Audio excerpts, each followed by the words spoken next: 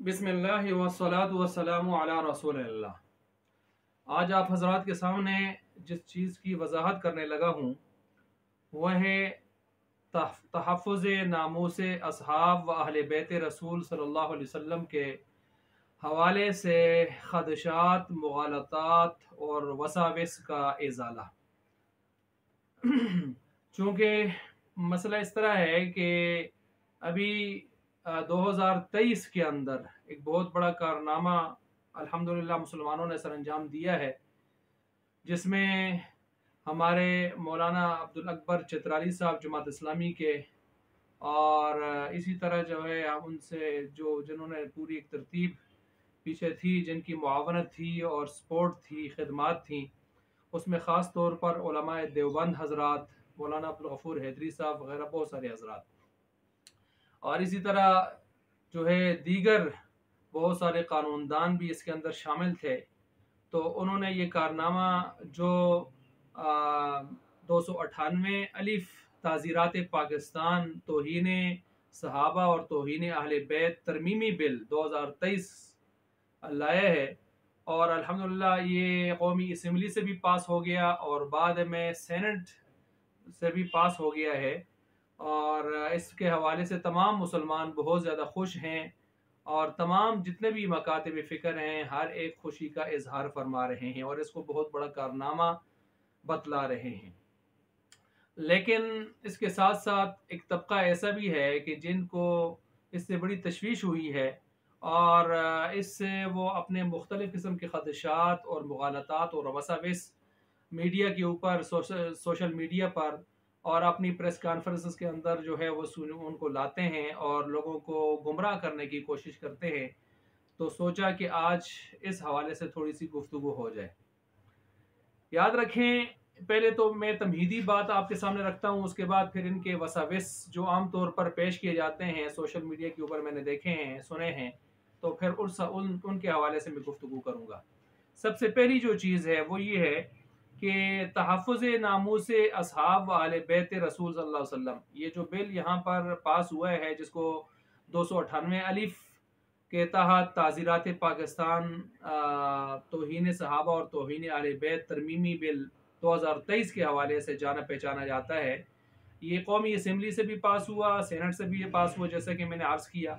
लेकिन इसके अंदर कुछ सज़ाएँ या जो प्रोसेस था वो बहुत ढीला ढाला सा था, ज़रा कम और कमज़ोर दर्जे का था। चुनाचे इसमें कोई करार वाक़ई मंतकी सज़ाएँ मौजूद नहीं थी, मंतकी निज़ाम मौजूद नहीं था, जिसकी वजह से लोग जो है जो इस तरह के लोग होते थे जो सहाबाए किराम और मुक़द्दस हस्तियों के बारे में जा बजा मौका ब मौका अपनी मजलिसों के अंदर इस किस्म की खबासतें गलाजतें अपनी ज़ुबान से बोलते थे, तो उनको मौका मिल जाता था और वो जो है इस किस्म के वाक़यात जो नहीं होने चाहिए पेश आते थे। तो अब उसमें क्या था, पहले जो सिलसिला था उसमें 3 साल कैद थी और काबिल ज़मानत जुर्म था, और इलाका मजिस्ट्रेट उसके दायरे कार में, दायरे समात में उसको रखा जाता था। अब वो होता क्या था, अगर इस तरह का कोई वाक़या पेश आ जाता और सामने आ जाता तो मुकदमा दर्ज हो जाता, तो इलाका का मजिस्ट्रेट ही उसको हैंडल करता था, बात ऊपर तक जाती नहीं थी। और जब बात ऊपर तक नहीं जाती थी तो फिर इसके साथ साथ उमूमन उसको ज़मानत मिल जाती थी, और अगर कभी सज़ा होती भी तो चंद महीनों की सज़ा हो जाती थी। बहुत ज़्यादा ज़ोर लगाया और आखिरी सज़ा भी अगर उसको दी तो 3 साल कैद, जिसको मुजरिम कुछ समझते नहीं थे, और जोश व जुनून में या किराए के बाज जैसे ज़ाकिर होते हैं, वो जोश व जुनून में इस किस्म की हरकत कर जाते थे जो मुल्क के अंदर अफरा तफरी का और इंतशार का बायस बनती थी। लेकिन फिर इसी बिल को जो पहले से यानी एक कानून की सूरत में मौजूद था, इसमें सज़ाओं को थोड़ा मंतकी अंदाज में करने के लिए, तरतीब देने के लिए ये बिल पेश किया गया, और इसमें 10 साल कैद रखी गई और ऊपर उम्र कैद 25 साल कैद भी रखी गई, और नाकाबिल ज़मानत जुर्म इसको करार दिया गया, और ये इलाका मजिस्ट्रेट के दायरा समात से निकाल कर इसको सेशन जज, जो ज़िले का सबसे बड़ा जज होता है, उसकी अदालत के अंदर इस मुकदमे को रखा गया कि वही इसकी समात कर सकता है, नीचे के जज इसकी समात नहीं कर सकते। अब ये तो हो गया तमहीदी एतबार से कुछ मसला। याद रखें हमारे यहाँ पाकिस्तान के अंदर जो कवानीन हैं तो उनके अंदर 295 ABC और 296 और 298 ये पहले से हमारे यहाँ कवानीन मौजूद हैं, नामूस रिसालत के और मुक़द्दस शख्सियात के हवाले से, और हर किस्म के मज़हब या मजहबी जो सिलसिले होते हैं उस हवाले से तहफ़्फ़ुज़ इनके अंदर दिया गया है।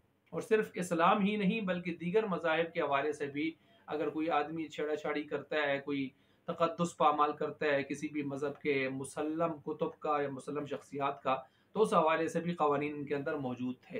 तो गोया ये सिलसिला पहले से मौजूद था, कोई नया कानून नहीं बनाया गया कि जिससे लोग अफरा तफरी फैला रहे हैं। इस पर तो मैं बात आगे करूँगा जाके।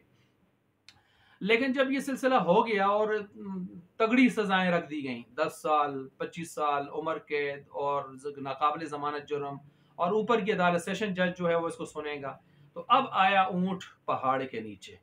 अब आया ऊंट पहाड़ के नीचे। तो यानी जो रोज़ाना उमूमन अपनी उमूमन और ख़ासकर सीज़न के अंदर मुहर्रम के दिनों में और इस तरह सीज़न अपने मजमों के अंदर खुसूसन हर मजलिस के अंदर जो है हर तकरीर में जो सराहतन या कभी दबे अंदाज में तारीज़ात करते थे और मजाक करते थे, मुक़द्दस हस्तियों के साथ बकवासात करते थे। तो मैं अर्ज़ कर रहा था कि जो अपनी हर मजलिस में हर तकरीर में इस किस्म की मुग़ल्लज़ात और बकवासात करते थे, तो उनको तो ज़ाहिर बात है मसला तो होना था, उनके लिए परेशानी तो बननी थी। तो जिनकी तहरीरात में, जिनकी तकरीरात में ऐसी बदबू से भरी गलाज़तें जो हैं वो बेशुमार पड़ी हैं, और जिनके इस तरह के केसेस मुल्क के मुख्तलिफ थानों में दायर हुए पड़े हैं, जिन्होंने अपने अक़ीदा और ईमान को ऐसे तबर्रा से जोड़ रखा है कि जब तक वो मुक़द्दस हस्तियों पर तबर्राबाजी नहीं करेंगे तो उनका मज़ा ईमान ही मुकम्मल नहीं होगा, उनका जो है मजलिस ही मुकम्मल नहीं होगी। जो इन बरगुज़ीदा हस्तियाँ जो सहाबा इकराम हैं, इन पर कीचड़ उछाल कर वाह और नजराने वसूल करते थे, और जब तक इन मुक़द्दस हस्तियों पर बकवासात और झूठी खुराफात और कहानियाँ गढ़ के और मन गढ़ंत अफसाने जब तक न पढ़ लें तो उनकी महफिल का रंग ही नहीं बनता था। और जिनका सारा मजहब ही सहाबा इकराम की यकजान जो खूबसूरत इमारत और गुलदस्ता है, चंद हस्तियों को उनमें से महज अहले बैत के नाम पर लेबल पर जो है जुदा करके सहाबा और अहले बैत में एक देरीना और पुरानी दुश्मनी दिखाने पर ही जिनका मजहब खड़ा है, तो भला फिर वो ऐसी खबासतों से कैसे बाज आएंगे? क्योंकि उनके मजहब का कोई बुनियाद ही इस पर है कि वो सहाबा इकराम पर माअज़ल्लाह तकफीर यानी कुफर के फतवे लगाने वाले, और आप इस्लाम के बाद सिर्फ 4 सहाबा के नाम लेकर के बाकी सारे माअज़ल्लाह वो इस्लाम से ही फिर गए थे। तो जाहिर बात है ऐसे लोग जो अहले बैत का बज़ाहिर मोहब्बत का लेबल लगा के सारे सहाबा पर कुफर का फतवा लगाने वाले और आप अलैहिस्सलाम की सारी मेहनत पर गोया आपकी वफात के बाद पानी फेर देने वाले, गोया आपकी तरफ से जो उम्मत को अहादीस पहुंची, कुरान पहुंचा जिनके वास्ते से, उन सब को जो है ख़त्म करके और उनको जो है माज़अल्लाह कुफर की नज़र करके इस इस्लाम का ही जड़ जो है जड़ से ही इसको उखाड़ फेंकने के ख्वाहा हैं, भला वो कैसे इस बिल को मानेंगे या इसकी तायीद करेंगे? तो क्योंकि उनके मज़हब की इब्तिदा ही बाग़े फ़दक के हवाले से मन गढ़ंत वाक़यात पर शुरू होती है, और जो है इसी तरह जो है बाकी दीगर सहाबा इकराम और अहले बैत का जो दो उन्वान दे के वो आपस में जब तक दुश्मनी न दिखाएं उस वक़्त तक मज़हब की बुनियाद पड़ ही नहीं सकती। तो लिहाजा इन हज़रात को तो गुस्सा आना ही था। अब ज़ाहिर बात है इनको जब ये बिल यानी इस अंदाज में पास हुआ कौमी असम्बली से भी और सेनेट से भी, तो इनको तो ज़ाहिर बात है अब पानी में चाकू नहीं बल्कि बड़ा छुरा नज़र आने लगा, तो फ़ौरन बोल पड़े। इनकी मिसाल यूँ समझे जैसे आसमान से जब बारिश होती है ना, जब वो फूलों के ऊपर चमनिस्तान पर होती है, गुलिस्तान पर होती है, तो फूलों के अंदर छुपी खुशबू वो और निखर कर सामने आ जाती है। अल्हम्दुलिल्लाह जितने अहले सुन्नत वल जमात के मकातिब फ़िक्र हैं वो सब खिल कर सामने आए, खुल कर सामने आए, और उन्होंने अपने अंदर की खुशबू जो मोहब्बत रसूल और मोहब्बत अहले बैत वाली थी उसको खूब खुल कर उसके इजहार फरमाया। बल्कि यहाँ पर फ़िरका तफरकाबाजी इन चीज़ों को पसे पुश डाल के हर एक ने दूसरे को खिराज तहसीन पेश किया। लेकिन यही बारिश अगर बदबूदार चीज़ों के ऊपर यानी गंदगी के ढेर पर हो जाए और सावन का महीना हो, सावन का मौसम हो, तो फिर क्या होता है, अंदर की छुपी बदबू सारी खुल के सामने आती है। और यही कुछ यहाँ भी हुआ कि जब ये बिल पास हुआ कौमी असम्बली से उस वक्त भी, और जब सेनेट से पास हुआ तो फिर तो बहुत ज़्यादा अहले सुन्नत वल जमात मुसलमानों ने तो बहुत ज़्यादा फरहत का मुसर्रत का इजहार किया।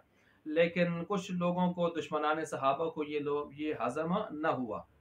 और उस तरफ से तमाम मकातब फ़िक्र जिनकी अगर शरह निकालें तो 98% से ज़ायद निकलती है, अल्हम्दुलिल्लाह वो सारे इस बिल के हवाले से जो है पुर उम्मीद हैं और फ़रहत और मुसर्रत का इजहार फरमा रहे हैं। ज़्यादा से ज़्यादा 2% तबका दुश्मनाने सहाबा का, उनको बहुत ज़्यादा तकलीफ़ है, बहुत ज़्यादा मसला है, परेशानी है इससे। लेकिन उनको परेशानी नहीं होनी चाहिए, इसलिए कि इस बिल में किसी फ़िरके का नाम नहीं लिया गया, किसी मकतब फ़िक्र का नाम नहीं लिया गया। बस मुतलकन कहा गया है कि जो आदमी इस तरह की खबासत करेगा, ख्वाह वो इधर से करे, उधर से करे, कहीं और से करे, उसकी ये सज़ा है। तो अब जब ये किसी का नाम नहीं लिया गया, ना शख्सियत का, ना तंजीम का, पार्टी का, ना किसी फ़िरके का, तो अजीब सी बात ये है कि ये क्यों अपनी तरफ खुद ब खुद इसका रुख किया जा रहा है, क्यों अपनी तरफ फेरा जा रहा है? कुछ है दाल में काला काला। तो इसलिए ये तो हो गई तमहीदी बात। अब इसके साथ साथ सोशल मीडिया पर ये जो मुगालते और वसाविस पेश कर रहे हैं, मैं उनको नकल करके, उनमें से चंद को नकल करके जवाब दे रहा हूँ। नंबर 1, मुगालता नंबर 1, वसवसा नंबर 1, कहते हैं हम गैर सहाबा को सहाबा नहीं मान सकते, इस बिल में हमसे उनको सहाबा मनवाया जाएगा। जवाब ये है कि हजरात जरा खुल के तशरीह करें, गैर सहाबा से मुराद क्या है आपकी? गैर सहाबा से मुराद क्या है? तकिया छोड़ें, जरा खुल के आए, बात करें। अगर आप नहीं बताना चाहते या नहीं बता सकते, जाहिर बात है खुल के कहाँ बताएंगे आप, वो तो हमें भी मजबूरी मालूम है। तो इसलिए हम बता देते हैं, आपकी किताबें कहती हैं कि आप अलैहिस्सलाम की वफात के बाद सलमान फारसी, अबू ज़र गफ़ारी, अम्मार बिन यासिर, मिक़दाद इब्न असवद रज़ियल्लाहु तआला अन्हुम, इन 4 के अलावा बाकी सारे माअज़ल्लाह इस्लाम से फिर गए थे। तो गोया इन 4 के अलावा बाकी जब इस्लाम से फिर गए तो सहाबा कहाँ रहे? यही है ना। अब इनके अलावा जितने हैं वो आपके यहाँ सहाबा है ही नहीं है, तो आप उनको गैर सहाबा कहकर आप ये कहना चाहते हैं कि हम उनको सहाबा नहीं कह सकते, यानी हम उनके बारे में जो चाहेंगे करेंगे। नहीं नहीं नहीं, सारी दुनिया के मुसलमान अल्हम्दुलिल्लाह तमाम मकातिब फ़िक्र के वो आप अलैहिस्सलाम के सारे सहाबा को बिला तफरीक मानते हैं और उनकी आज़मत का इकरार करते हैं। वो आपको इस तरह उनके बारे में लबकुशाइयाँ करने की और जसारतें करने के आपको कभी भी मौका नहीं देंगे और कभी भी आपको जो है इसके लिए जवाज़ नहीं देंगे, बल्कि सहाबा हमारे ईमान का हिस्सा हैं। आप इस तरह की रविश इख्तियार न करें। तो इसलिए गैर सहाबा की तशरीह आप नहीं करते तो हम आपकी किताबों की रूह से कर चुके हैं। और याद रखें, हमारे सहाबा की फहरिस्त अबू बकर सनों से शुरू होती है, पहले सहाबी, पहले मुसलमान वो थे। और जिस सहाबा की फहरिस्त में अव्वल नंबर अबू बकर का ना हो, वो सहाबा की फहरिस्त हो ही नहीं सकती। जिन सहाबा में सबसे अव्वल अबू बकर, सुम्मा उमर, सुम्मा उस्मान, सुम्मा अली रज़ियल्लाहु तआला अन्हुम, ये 4 सहाबा हैं। आप इस तरतीब से अगर नहीं आएंगे तो गोया वो सहाबा की तरतीब पर जो सारी दुनिया के मुसलमानों की तरतीब है, आप उस पर है ही नहीं है। तो आप सहाबा गैर सहाबा की बात क्यों फरमा रहे हैं हजरत?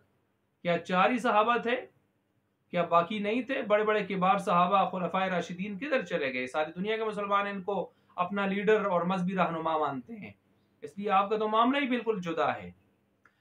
और इसके साथ साथ ये भी याद रखें कि नंबर 2, दूसरा यहाँ पर ये कहते हैं कि ये बिल शिया के लिए तैयार किया गया है। हमने तो इसमें कहीं नहीं लिखा कि ये शिया के लिए तैयार है, आप खुद ही उसको अपने लिए नामजद कर रहे हैं, तो आपकी अपनी मर्जी। अब हम भी आपसे सवाल करेंगे इस हवाले से, क्या इन मुकद्दस हस्तियों की तौहीन आप सब जायज समझते हैं? इस्लाम में तो किसी आम इंसान, काफिर की भी तौहीन बिला वजह जायज नहीं है कि आप बिला वजह उसकी तौहीन करते फिरें, उसकी गिबत करते फिरें। ठीक है, तो आप चे जाए कि बदख्वाही करते फिरें, चोली करते फिरें, चे जाए कि आप मुकद्दस हस्तियों के बारे में जो है मन गढ़ंत वाकयात के साथ उन पर माज़अल्लाह कीचड़ उछालते रहे। ये कौन सा इस्लाम या कौन सा मजहब होगा? इसलिए ये कतआन उसमें नहीं लिखा कि किस मजहब वालों के लिए तैयार है, सिर्फ मुजरिम के लिए कि जिसके अंदर ये जुर्म पाया जाएगा उसके लिए ये बिल है। और क्या आप इन मुक़द्दस हस्तियों की तौहीन जायज़ समझते हैं? और तो इसका मतलब तो ये हुआ कि दाल में कुछ काला काला है। अच्छा, ये तो बिल्कुल एक लतीफ़ा याद आ गया, जिस तरह कि एक शख्स ने एक बकरी मारी थी, तो वो फिर छुप गया और जहाँ कोई 2 आदमी सरगोशी करते हुए, मशवरा करते हुए देखता, तो जाके कहता, देखो वो बकरी मैंने नहीं मारी, वो बकरी मैंने नहीं मारी। तो कहीं वो वाली बात तो नहीं है। इसलिए आप तसल्ली रखें, जमा खातिर रखें, आप अपनी उस रविश से बाज आ जाएं। ये बिला तफरीक हर ऐसे शख्स के लिए जो इस तरह के माज़अल्लाह जुर्म का इर्तिकाब करेगा, यानी सहाबा और अहले बैत के बारे में कोई भी जो है तौहीन आमेज हरकत करेगा। नंबर 3, तीसरा वसवसा कहते हैं कि फिर सुन्नियों की कुतुब में भी गुस्ताखियां हैं, तो उनको भी जलाया जाए और ऐसे लोगों को भी तख्तेदार पे लटकाया जाए। जवाब जवाब ये आमतौर पर सोशल मीडिया पे ज्यादातर ये एतराज फिर रहा है, ये वसवसा फिर रहा है। जी, हम सीना तान के कहते हैं आ जाओ, फिर हम तो खुश हैं इस बिल के बनने पर और हम खुद बना रहे हैं, तरतीब दे रहे हैं। तो फिर तुम्हें खुश होना चाहिए, अगर वाकई इन किताबों में ऐसी कोई बात है, हमारी किताबों में, तो तुम्हें खुश होना चाहिए कि हम अपने लिए फांसी का फंदा खुद तैयार कर रहे हैं। खुश हो जाओ, बनने दो। और अल्हम्दुलिल्लाह पास हो गया है, कौमी असम्बली से भी, सेनेट से भी। इसको तमाम मराहल से पास करना, आप हमारे साथ मिलकर पास करो। और जिस दिन पास हो जाएगा, फिर हमारी किताबों में जो तुम्हारी नज़र में चीज़ें हैं, तो लाओ, पेश करो और साबित करो हमारे किताबों से गुस्ताखियाँ हमारे गले हाजिर हैं कि खुदा न खास्ता हमारी किताबों में इतनी मुक़द्दस हस्तियों पर कोई बकवासात और खुराफात हों या उनकी अजमत को मजरू करने वाली चीज़ें हों। लाओ, पेश करो, हम अपनी गर्दन खुद पेश करेंगे। सीना तान के कहते हैं। अब तुम भी आओ फिर इस हवाले से, तुम भी खुश हो जाओ ना, तुम भी कहो हम सीना तान के आते हैं, पास करो, हम तुम्हारे साथ हैं। लेकिन क्या मसला है कि हम तो सीना तान के पास करवा रहे हैं और तुम जो है पीठ दिखा के और जो है भाग रहे हो और कह रहे हो ये बिल पास नहीं होना चाहिए। आखिर दाल में कुछ काला काला है, बल्कि सारी दाल ही शायद काली है। नंबर 4 कहते हैं कि असहाब की गुस्ताखी पर ये सजाएं कहां से आपने ली हैं, ये कहां से साबित हैं? तो मोहतरम याद रखें, कल तो फिर आप ये सवाल भी उठाएंगे 298 के दर से आया, 295 के दर से आया, 296 के दर से आया, क्या नामूस रिसालत के हवाले से सजाएं भी मुअत्तल करवाएंगे और इस तरह की चीजें करेंगे? क्या अल्लाह उसके रसूल और दीगर अंबिया और इसी तरह फरिश्तों और दीगर ईमानियात के हवाले से, मुक़द्दस हस्तियों के हवाले से जो दफ़ात उसमें रखे गए हैं, क्या आप उन पर भी सवालात उठा के कहेंगे ख़त्म करो, कुरान और हदीस में कहाँ हैं ये दफ़ात के जो अंदर सजाएं? ऐसे नहीं है हजरत। बात ये है कि यहाँ सजा के साथ साफ लिखा होता है ताज़ीरात पाकिस्तान, हुदूद पाकिस्तान नहीं लिखा होता कि आप सबूत मांग रहे हैं। ताज़ीरात पाकिस्तान अगर आपने नहीं पढ़ी तो आप ताज़ीर का लफ्ज़ पढ़ लें, उसकी तशरीह भी पढ़ लें। ताज़ीर तो वक्त के लिहाज से मुजरिम की हैसियत और उसके जुर्म की नौइयत और मुजरिम की जो है ज़ाती शख्सियत और माहौल और फ़िज़ा को देख कर काजी को ये सवाबदीद के हासिल होती है। सवाबदीद के एतबार से उसको इख्तियार हासिल होता है कि वो जिस किस्म के चाहे तो कवानीन मुरतब कर सकता है इस्लामी दायरा कार के अंदर। तो ताज़ीरात पाकिस्तान तो उस तरतीब से होते हैं, ताज़ीर तो सजाई सवाबदीदी होती है। तो जाहिर बात है हमारे मुल्क के अंदर जब इन मुक़द्दस हस्तियों पर इतनी कसरत से बकवासात और खुराफात हो रही थी, तो फिर हमें हक पहुँचता है कि हम ताज़ीरात पाकिस्तान के तहत इस तरह की सवाबदीदी सजाएँ, ये चीज़ें अपने हुकाम बाला से, अदालतों से इन चीज़ों को सामने रख कर मंजूर करवाएं। सो कर दिया। तो इसलिए ये हद का मामला नहीं है, ये ताज़ीरात का मसला है। इसमें आप कुरान और हदीस से बाकायदा नस तलाश करेंगे और नस मांगेंगे और फलां होगा। ज़रा थोड़ा सा फ़िक़ा को भी पढ़ लें और सूर फ़िक़ा को भी पढ़ लें। फिर एक 5वां शुबा ये पेश किया जाता है, कहते हैं 260 से ज़्यादा मेंबरान असम्बली थे तो ये सिर्फ 25 ने पास कर दिया। तो याद रखें, एक इजमा कौली होता है, एक इजमा सुकूती भी होता है कि अगर चंद हजरात भी कोई काम कर ले और बाकी कोई खातिर ख्वाह एतराज़ और मुखालफत न करें तो वह इजमा सुकूती होता है और वो भी हुज्जत होता है।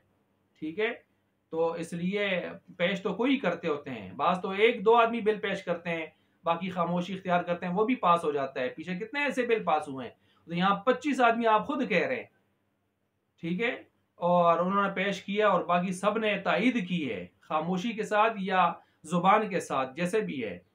तो और कोई मुस्तनद दर्जे में कोई इख्तिलाफ सामने नहीं आया, खातिर ख्वाह कोई मुखालफत नहीं आई, तो आप क्यों इस पर जो है खामखा नकब लगाने के चक्कर में। नंबर 6 कहते हैं हमारा लिहाज नहीं रखा गया, हमें एतमाद में नहीं लिया गया।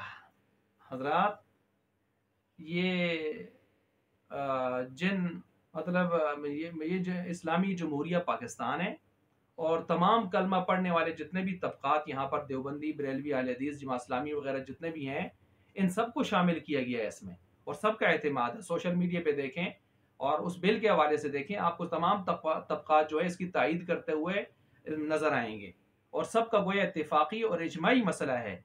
और बाकी ये रही तुम्हारी मर्जी, तो हजरात ये ईरान नहीं है, ये इस्लामी जमहूरिया पाकिस्तान है।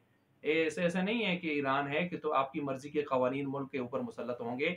यहाँ मुल्क के अंदर जो कवानीन आलम जो बनेंगे मुल्की सतह के, तो अल्हम्दुलिल्लाह वो सुन्नी अहले सुन्नत वल जमात, मुसलमानों का सुन्नी और इस्लामी खित्ता रियासत है, यहाँ उसके मुताबिक कवानीन होंगे। आप ये एतराज़ या इस तरह की बात जाके कि आप अपने लिए मुक़द्दस शख्सियात को जो चाहें कहते फिरे, इस हवाले से परमट और जवाज़ हासिल करने के लिए हम आपकी बात को मानेंगे, ये सुन्नियों का पाकिस्तान है अल्हम्दुलिल्लाह। और आपके लिए भी गुंजाइश है, यहाँ पर रहने की सारी बात है, सहूलियात हैं। लेकिन आप ये चाहें कि आप हमारी मुक़द्दस हस्तियों पर जो है उस पर जो है कुशैयाँ करें और उसके लिए आपको बाकायदा मौका दिया जाए, कानूनी तहफ़्फ़ुज़ दिया जाए, ये कतई नहीं हो सकता।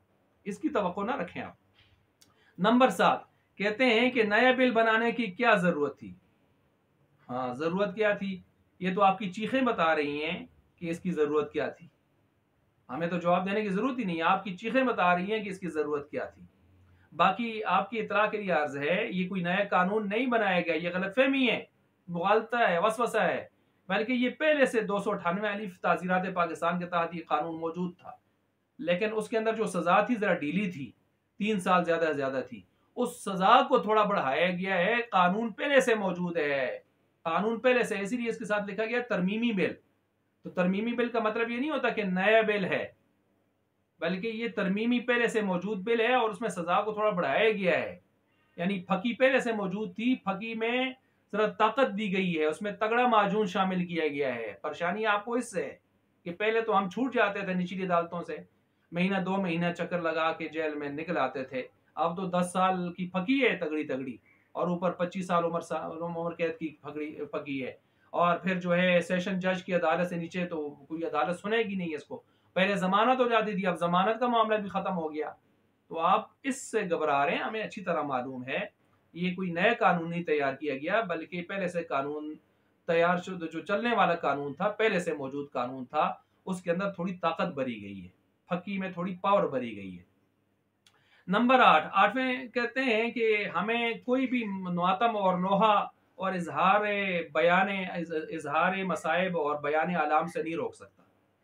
ठीक है, अपनी 4 दीवारी के अंदर आप बिल्कुल मातम करें, नोहा करें, चाकुओं के बजाय बड़े खंजर इस्तेमाल करें, पिस्तौल भी इस्तेमाल करें, पिस्टल वगैरह भी इस्तेमाल करें, और कभी कभी बम भी इस्तेमाल कर लिया करें। और किराए के गरीब मजदूर या जुनूनी कैफियत से 2-4 अफराद के अलावा कभी कभी बड़े बड़े जाकिरीन जो आपको फ़ज़ाइल सुनाते हैं, आपको आपका खून बहाते हैं आपके हाथों से, कभी इनको भी आगे ला के चाकू और खंजर दिया करें ताकि इनका खून भी निकले। वो तुम ऐसे ऐसे करके अपने काम चला लेते हैं और आपको अच्छा खासा जख्मी करवा देते हैं। क्यों नहीं समझते आप इस बात को। आलाम व मसाइब के मंद गढ़त किस्से भी सुने सुनाए, मगर इस तनाजुर में अगर आप ये कहेंगे कि आपको सहाबी रसूल की, किसी भी सहाबी रसूल की तौहीन की इजाज़त दे दी जाएगी, तो ये कतन ऐसा नहीं होगा।